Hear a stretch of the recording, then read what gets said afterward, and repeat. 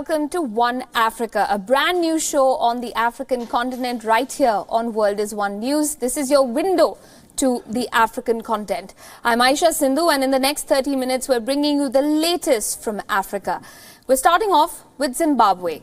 The historic elections in the country officially finished in the early hours of Friday morning, with Emmerson Mnangagwa declared the winner by a narrow margin. But the outcome leaves an already fractured country with more bitter divisions. The opposition has refuted the result and has warned of widespread protests. We sum up the action-packed week on how the elections and the counting unfolded in this South African nation. Take a look.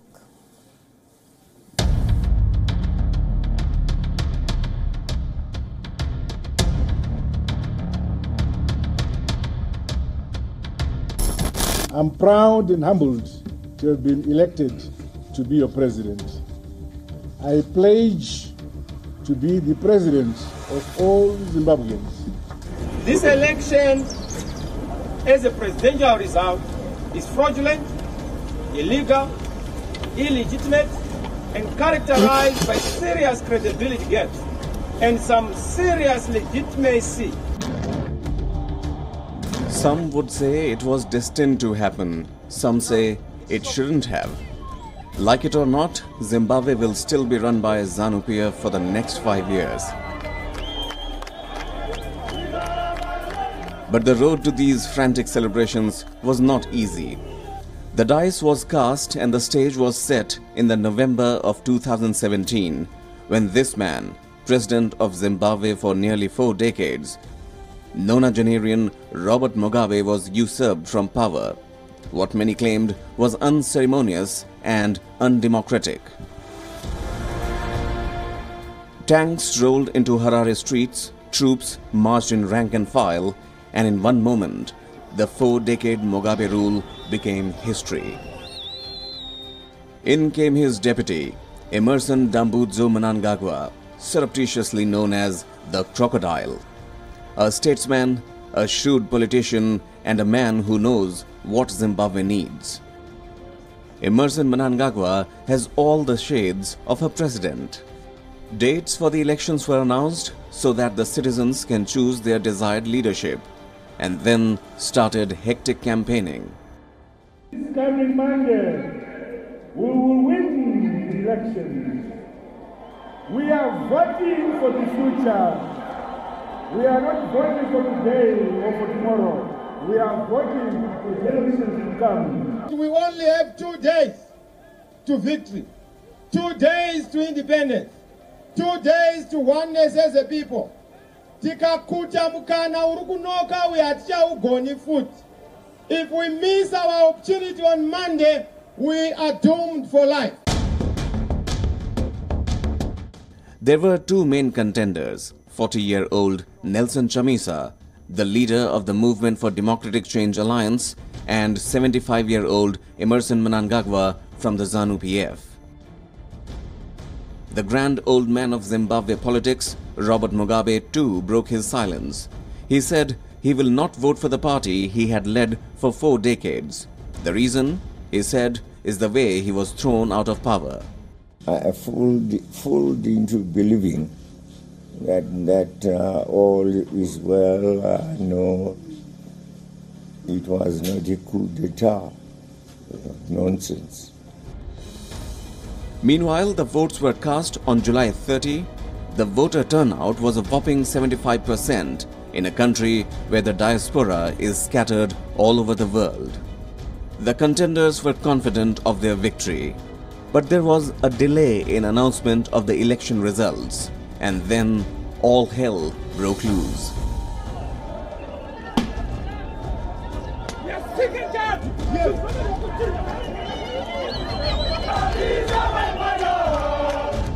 The opposition cried foul and claimed rigging.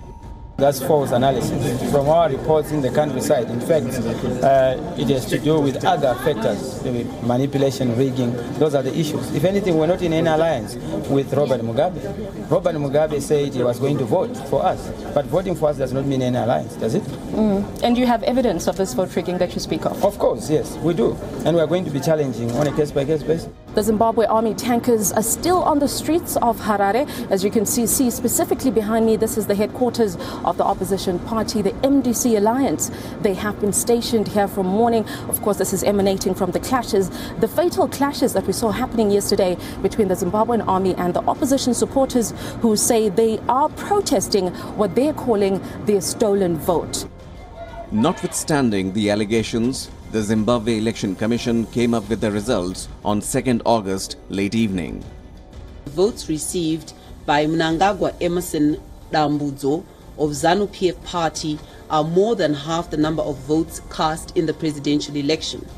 Therefore, Mnangagwa Emmerson Mnangagwa of ZANU-PF party is therefore duly declared elected President of the Republic of Zimbabwe with effect from the 3rd of August 2018. Clearly, the opposition was upset. Addressing journalists on Friday afternoon, MDC Alliance Chief Nelson Chamisa called on his rival not to accept corrupted results. He added that his MDC Alliance would pursue all legal and constitutional avenues to challenge the official result. We are not accepting fake results. We are not accepting this fiction. We want a proper result to be announced. We will pursue all means necessary, legal and constitutional, to make sure that we protect the people's vote. The people have voted, they have cheated. Journalists were manhandled at Chamisa's press conference in Harare. A clear message from the administration that the results are out and there is no rhyme or reason to cry foul. 40-year-old Nelson Chamisa did put up a brave fight. Mnangagwa avoided a runoff by just 36,464 votes out of more than 4.8 million cast. Official results showed Mnangagwa took 50.8% of the vote to Chamisa's 44.3%. The 21 other candidates took up the remainder. Officially, Mnangagwa is the winner, but many say it's a crown of thorns for the new president. He will have to take the arduous task of placing Zimbabwe on an even keel after the corruption and diplomatic isolation that marked the 37 years of the Mugabe regime, while also engaging the opposition to ensure that there is no confrontation that blocks developmental works. The country will also have to overcome sanctions and secure funding to help it overcome chronic economic woes. For now at least, Zimbabwe appears set to traverse a long and difficult path if it is to regain its reputation as one of Africa's most promising economies and restore the former glory of being Africa's breadbasket. Bureau Report, WION. In South Africa, the ruling African National Congress has said it will push ahead with a contentious plan, one that aims to amend the constitution to allow for the expropriation of land without compensation. Now, let's not forget that the bulk of the country's land is owned by its white minority. Here's more. Now, land expropriation has been a long-drawn issue in the country, often used as a pole plank. Most land remains in white hands, making it a potent symbol of lingering inequalities. 25 years on from the end of apartheid, since the white minority rule ended in 1994. The ANC has followed a willing seller, willing buyer model, whereby the government buys white-owned farms for redistribution to blacks. But now expropriation without compensation means there will be no money doled out to the white farmers when the land is taken away from them. It has become patently clear that our people want the Constitution to be more explicit about expropriation of land without compensation, as demonstrated in the public hearings. The ANC will, through the parliamentary process, finalize a proposed amendment to the Constitution that outlines more clearly the conditions under which expropriation of land without compensation can be effected. South African citizens have expressed positive thoughts on the announcement, saying that land expropriation without compensation if managed properly, is something that South Africans as a whole are looking forward to. However, the move could potentially unnerve foreign investors who play a major role in shaping the country's economy. The 1913 Land Act banned blacks from owning or renting land outside native reserves, to which those without jobs in urban white households and businesses were deported. I believe land expropriation without compensation is a good thing. That's what the country has been looking for, and the people are asking for it. So why not give what the people are asking for? Depends on how it's rolled out, depends on what land is targeted and how it is done. It may very well be that it compensates or it brings people into land ownership in respect of land that will not compromise food security in the country. Land has always been an issue in South Africa, with over 70% of land in the hands of white minority. Some feel, however, that it is time to take that land without compensation. The President of South Africa, Cyril Ramaphosa, said he's going to submit a proposal to Parliament to amend the Constitution with regards to land expropriation without compensation. The Kruger National Park is one of the largest conservation areas in the world. Located between South Africa, Zimbabwe and Mozambique, this 35,000 square kilometer conservation area aims to promote the free movement of animals.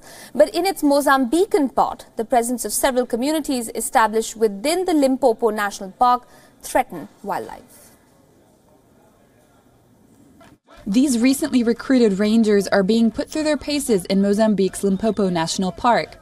They will help spearhead efforts to combat poaching on the border with South Africa, where wildlife regularly crosses from Kruger National Park. Poachers often use villages on the Mozambique side as bases for their operations. Recently, we seized a high-caliber weapon, but the 3 poachers managed to escape. Only 7 kilometers away from the village of Mavotse, which is in the reserve. To combat poaching and increase conservation efforts, local populations are gradually being displaced along the reserve's borders. 3 communities have already moved, 5 more will follow. Next on the list is Bingo Village, with authorities promising residents a better quality of life outside the park. We are going to improve. Why? Because where we are now, there is no building. When people pass through the school, the children start to look at them. A 60-kilometer-long barrier separates the heart of the park from the surrounding area to stop wild animals from wandering too close to nearby villages. Elephants and buffaloes can trample crops, while lions can attack livestock. More than 200 brick houses are being built in this buffer zone as part of efforts to relocate the Bingo community.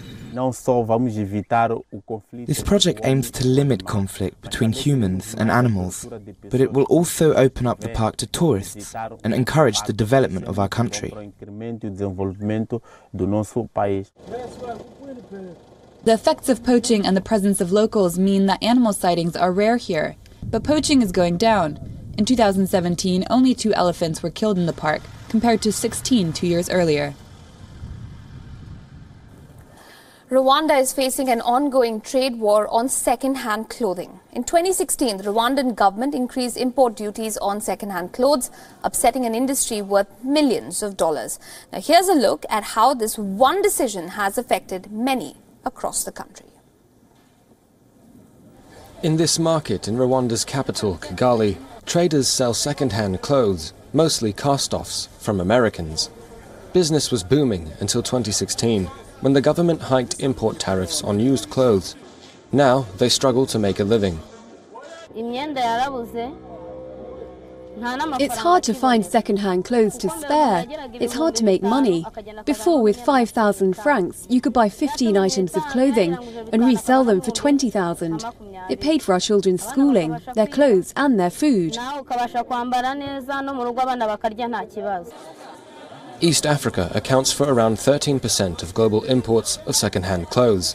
The industry employs 350,000 people, with the bulk of clothes coming from the United States. President Paul Kagame blames these imports for blocking growth in Rwanda's nascent textile industry. Rwanda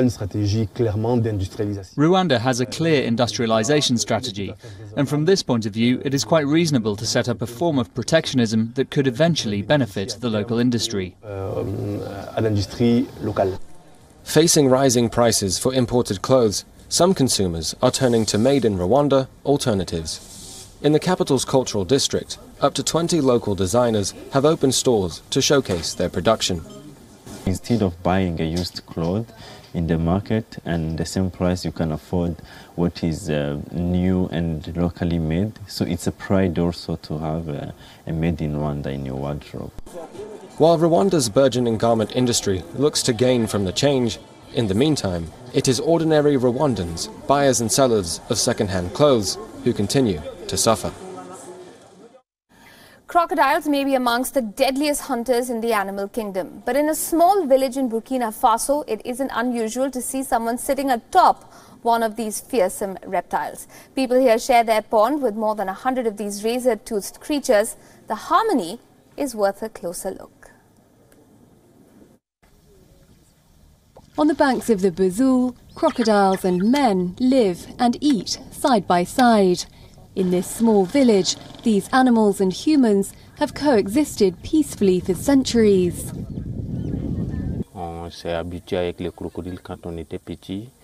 We got used to crocodiles. When we were small, we used to swim in the water with them, and now you can always approach them, touch them, sit on them, even take pictures.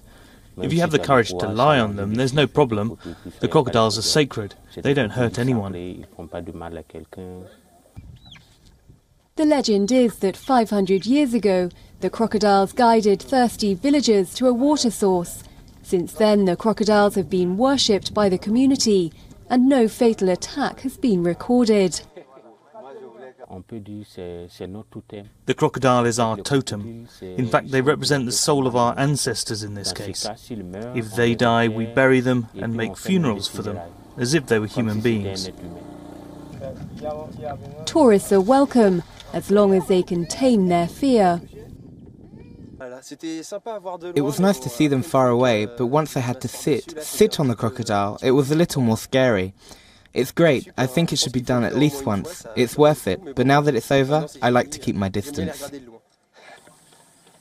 Yet today the harmony between man and beast in Buzul is under threat. Attacks by Islamist groups in the country have caused tourists to stay away. There are fewer tourists now. We used to have more than 10,000 visitors in the year, but currently the numbers don't exceed more than 4,000 or 5,000. Complicating the situation further, there is a decrease in rainfall in the region, a result of global warming, and the crocodile pond is drying up. In Buzul, some believe the crocodiles may once again have to lead the villagers to a more temperate land. The Tunisian beaches are busy once again. Holidaymakers are spending time at the beach in large numbers. The heatwave conditions in Europe could be pushing tourists to Tunisia in record numbers, but whatever the reason, the government of the country is ensuring various safety measures to keep up the revival of the dying sector. Sunshine and sandy beaches. Tunisia's idyllic tourist coast is coming back to life. After a serious drop in visitors following attacks in 2015 at the Bardo Museum and in Sousse, tourism is on the rise once again. If we take the figures from 2014, since then we haven't reached the same numbers of bookings. There is indeed recovery, but there's still some way to go.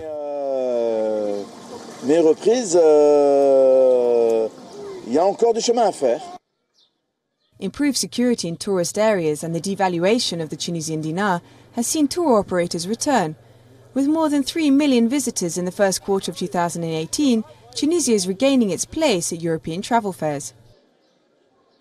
I stay here 10 days, the same price I would stay 4 days in Paris or Amsterdam.